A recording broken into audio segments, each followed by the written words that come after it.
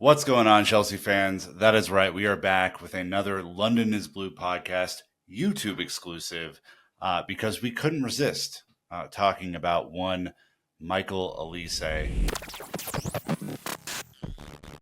All right, the reporting is a little hazy at this point, but it appears that Chelsea are in for Michael Olise at the very early stages, it seems. According to Fabrizio Romano, Chelsea and Manchester United are vying for his signature, and Chelsea are ahead at this point only because they did re-sign Eric Ten Hag, so blessings be on that one. Uh, they're said to now get back into the transfer market and really look to apply themselves toward the race for Olise.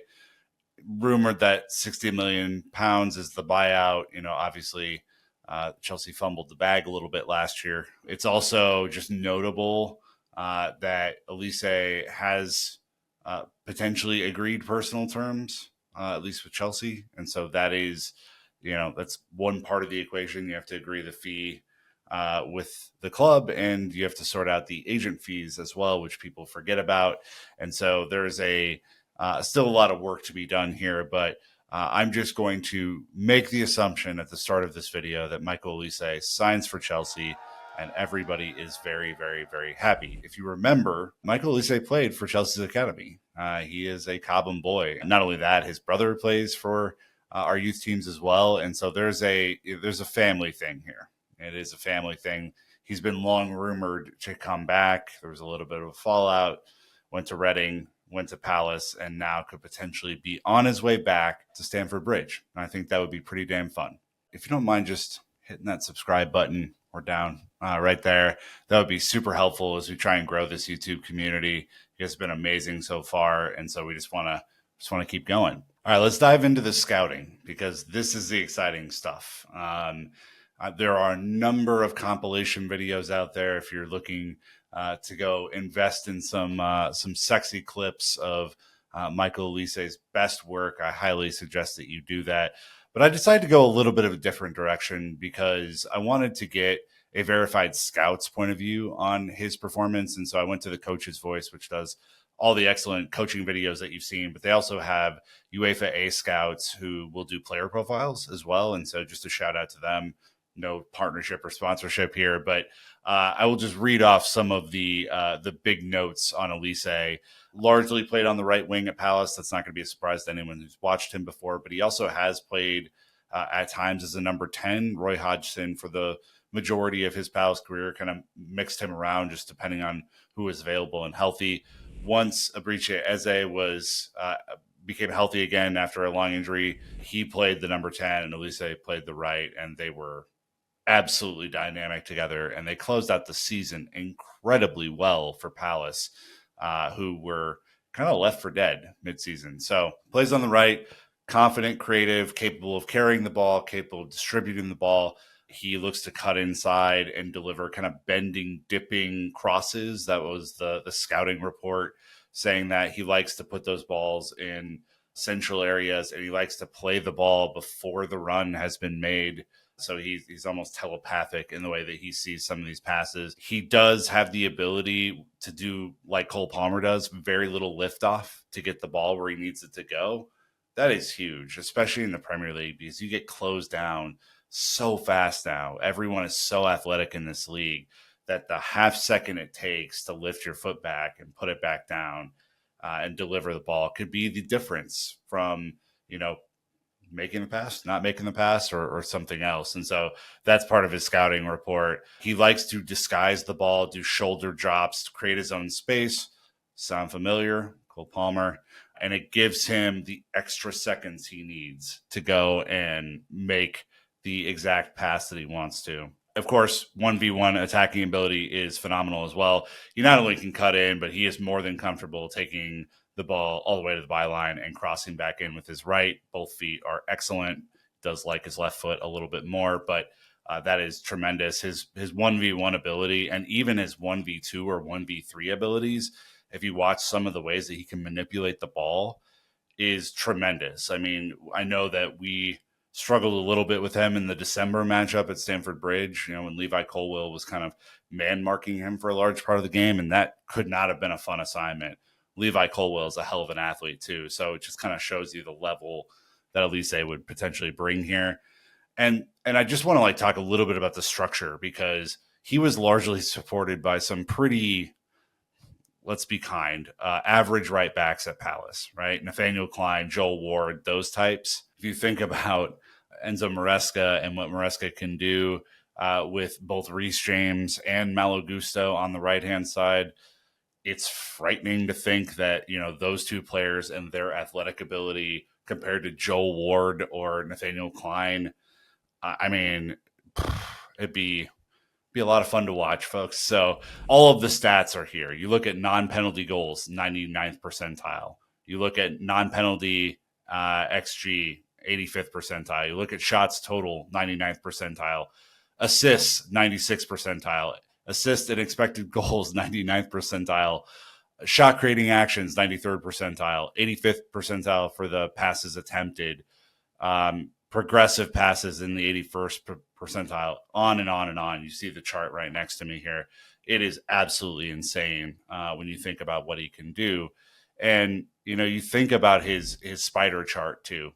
I mean, this is a guy who, compared to other attackers and other wingers in the Premier League, is just a dynamo.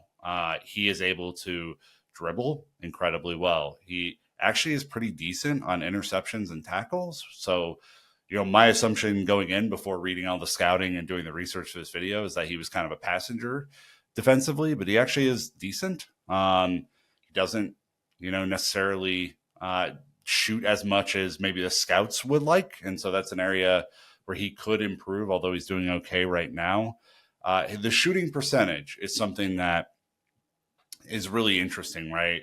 Because right now, I wouldn't say that he's like a prodigious goal scorer by any means, but you've seen in some of the highlights that when he does decide to shoot, it's lethal. And when he gets into the box, good luck. I mean, that left foot is an absolute wand. Again, does that remind you of someone, potentially Cole Palmer?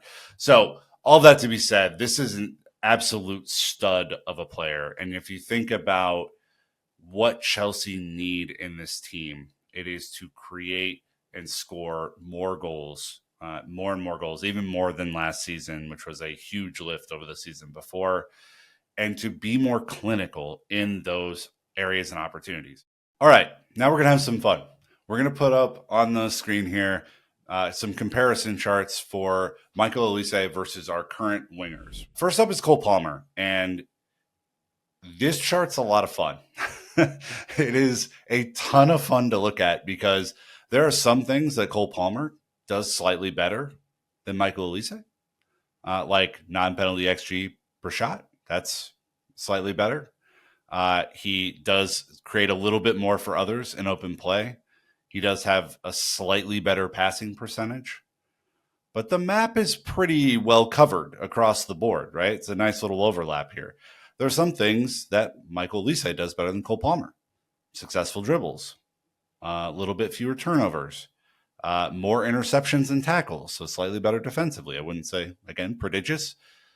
But if you're thinking about both of them in Chelsea's team next year and what that could mean for opposition defenders, it would be a nightmare, an absolute nightmare to have both of these guys in the team, creating space for each other, creating space for the striker or the left winger or whatever the format and setup is going to look like.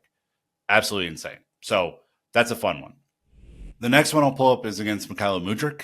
Olise dwarfs almost everything about Mudryk, except for turnovers and non-penalty XG shot. So we need to get Olise shooting a little bit more, but he absolutely dwarfs everything. I think shooting percentage is only slightly higher. Successful dribble is only slightly higher, but I mean, he is a better shot creator. He's a better open play creator. This is a home run comparatively. So I don't want to bag on Mudryk too much, but I think you could probably see this would be an upgrade. Same in parts with Noni Madueke. I think Madueke is a bit more competitive than Mudryk is against Olise, and especially on the right-hand side, there have been comparisons between the two that would be interesting. So again, I think it's Olise taking this pretty handily, but you look at the way that Noni has a higher passing percentage potentially. I'm going to be intrigued to see how Olise would potentially play in a more possession dominant team. A lot of the time he played at Palace, they were kind of a mixed bag of very little attacking or a lot of attacking and no defense. And their system changed a lot. Roy Hodgson obviously didn't play the most progressive style for a lot of the time that he was there. So I'd be intrigued to see if Elise's passing percentage would go up in a system like Enzo Maresca's. And then the last one's against Raheem Sterling. And I mean, obviously Sterling more of a left winger than a right winger, but Olise does the business. Again, non-penalty XG per shot doesn't do as great against our players, but for the rest of the chart, he does the business. Shooting percentage about the same, non-penalty XG about the same as Sterling. You look at against our wingers how he compares, and he is an immediate upgrade on everybody except Cole Palmer. So if you're looking for Chelsea to return to the Champions League, to potentially challenge for honors and win trophies next season under Enzo Maresca, this guy does this, and he does it pretty conclusively against our guys. All right, and to round this one off, I know we've been going for a little bit, but I'm damn excited about Michael Olise. So how about that? Just want to make a quick note. He has missed some time with injury, right? So if you've seen Chelsea Football Club over the last 4 or 5 years, injuries are a big part of our team. He has missed some time. It's not the most time necessarily. It's not, Reece James or Ben Chilwell amount of time, but he did miss 135 days with a hamstring injury for Palace in the 22-23 season. And the same injury, I believe, in 23-24, only missed 60 days, 8 games and 13 games respectively. So just note that there's a potential hamstring injury there. There's some interesting scenarios that Olise could potentially play at with Chelsea. We've talked a little bit in the past whether Maresca is going to set up in his hard and fast 4-3-3 like he has done for years at City and at Leicester and so on and so forth, or if he is going to flex and adapt to the talent that Chelsea have. I would argue if you bring in a player like Michael Olise, you have to play him at right wing. Like that is his bread and butter role. I think if you buy him and you don't play him there, and you play him at number 10 potentially, or as number 8, I just don't know if that's as good of a fit as what he can do from that right-hand side. He's absolutely dynamic. He's absolutely electric. And the combinations between him, Gusto, James, fascinating. So that's one option. Maresca adapts, maybe plays a little bit of kind of tilted 4-2-3-1 that kind of functions as a 4-3-3. He plays on the right wing. That would force Palmer into the middle. Not a bad option. And probably throws Jackson out wide or Sterling out wide on the left with Nkunku or Jackson playing the striker. That's probably how that looks from an attacking setup. Or in a 4-3-3, I think he's still the right winger. I think you're going to bring him in. You're going to play him where he's supposed to play. It probably forces Palmer into an 8. And that is interesting because, if you've watched any of our Maresca content on YouTube or you listen to the CFC Central breakdown of Maresca's tactics, you'll know that the 8s have a significant amount of defensive responsibility. And Cole Palmer, in his career so far, has not been asked to do that much defensive work. He does kind of half pressing well and intercepts a little bit when the opposition's being stupid and trying to play it out of the back, but I wouldn't say he's like a hard and fast defender either. So it would be an interesting gamble, right? Because I don't think Cole Palmer is going to play in the left wing, nor as a central striker in this role. So I would have him as like the right-sided 8. And he would have to adapt his game because you can't have Palmer and Olise both not playing defense necessarily in those positions. We just get killed in the Premier League doing that.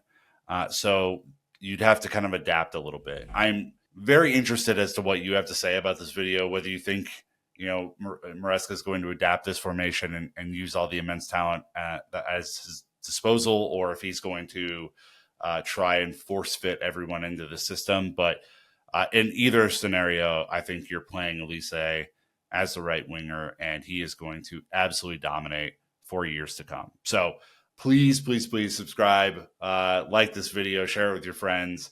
And thank you to everyone who has been so kind to our first handful of YouTube exclusives. We're having a lot of fun with these. Editor Jake is killing it. And until next time, Chelsea fans, you know what to do. Keep the blue flag flying high.